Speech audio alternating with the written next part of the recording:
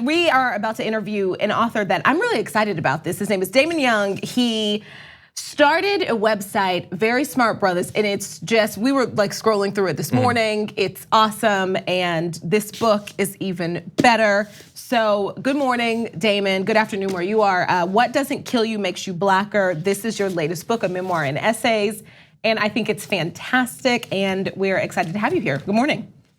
Good morning. I'm glad to be here.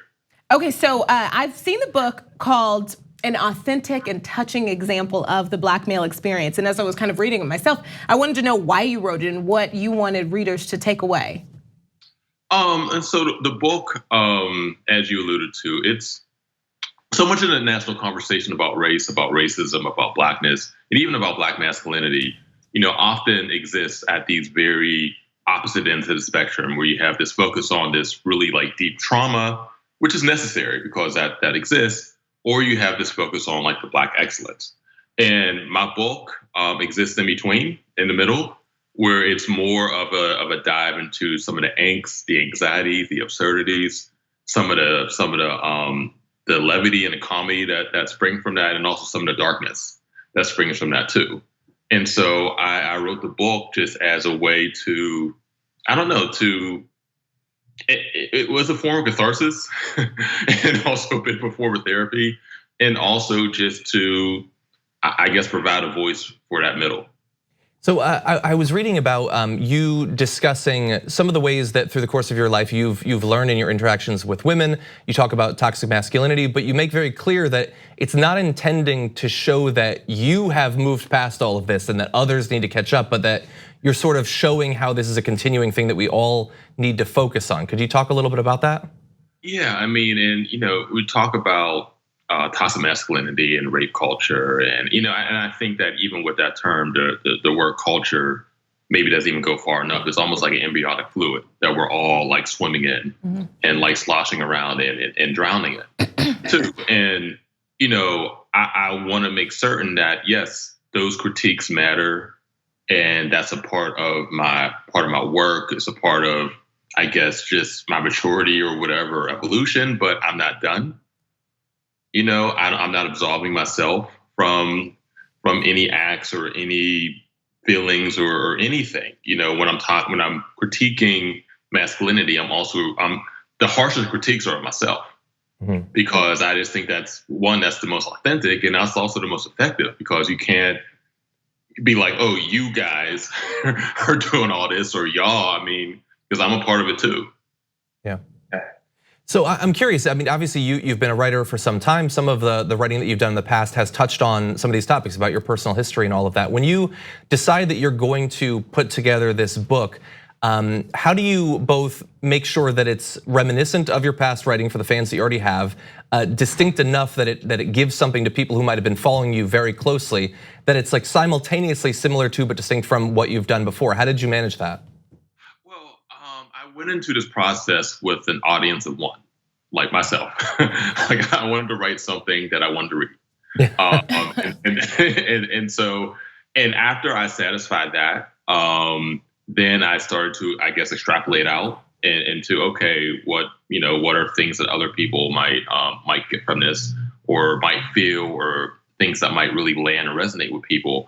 But my primary focus, again, when they're talking about the genesis of this book, was to create something that I would have wanted to read.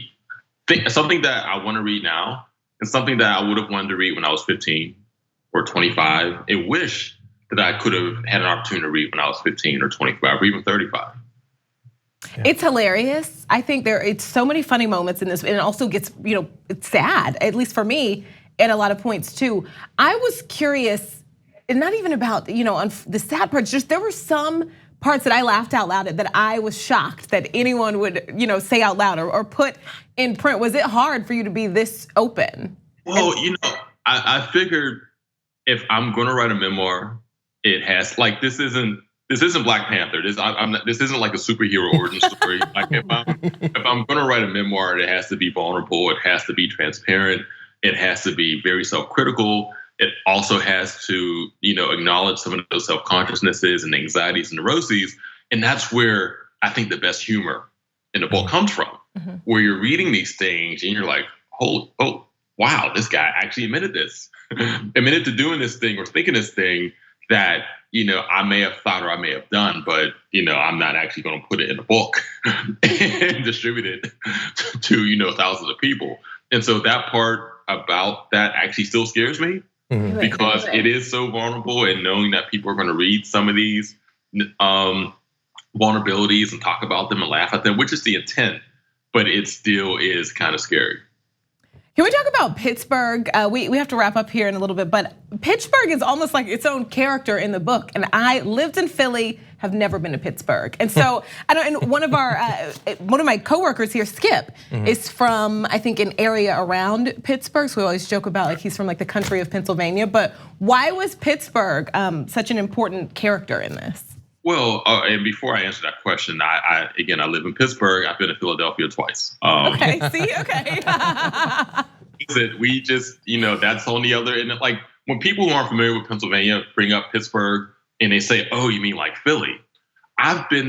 Toronto is a closer drive than Philadelphia is. Detroit's a closer drive. Kentucky, and so yeah, I'm going to be in Philly this week. But anyway, Pittsburgh was. It is a main character because it's just an essential part of my life. And I couldn't, and I recognize that my story is a very Pittsburgh story. Some of the things that I talk about in the book, particularly the things that concern like some of the racial situations and the economic anxiety are told in the Pittsburgh context and may not have happened the same way if I lived in a different city. Yeah. And also, too, I just thought that being more specific, even to the point of being esoteric, about my own experience and about my own home and about my own like neighborhoods and life and background and everything, that's what people are able to relate to. Where even if they aren't familiar with Pittsburgh, they're familiar with the sort of reverence I have for those references. They're familiar with, oh, okay, even though I've never been to this neighborhood that he mentioned is similar to a neighborhood in Philly or St. Louis or wherever that you happen to be from. And so yeah, making Pittsburgh a character in the book was essential and intentional because, again, it's been a part of the making of who I am. And the book is What Doesn't Kill You Makes You Blacker. Damon Young, thank you so much for joining us on the show today. Thank you. Thanks for having me. Thank you. Thank you very much for watching this clip from The Damage Report. If you liked it, don't forget to subscribe to this channel and ring the bell on YouTube to get notifications of our new videos. And of course, you can catch the full Damage Report live every weekday at 1 p.m. Eastern, 10 a.m. Pacific on TYT Network on YouTube TV.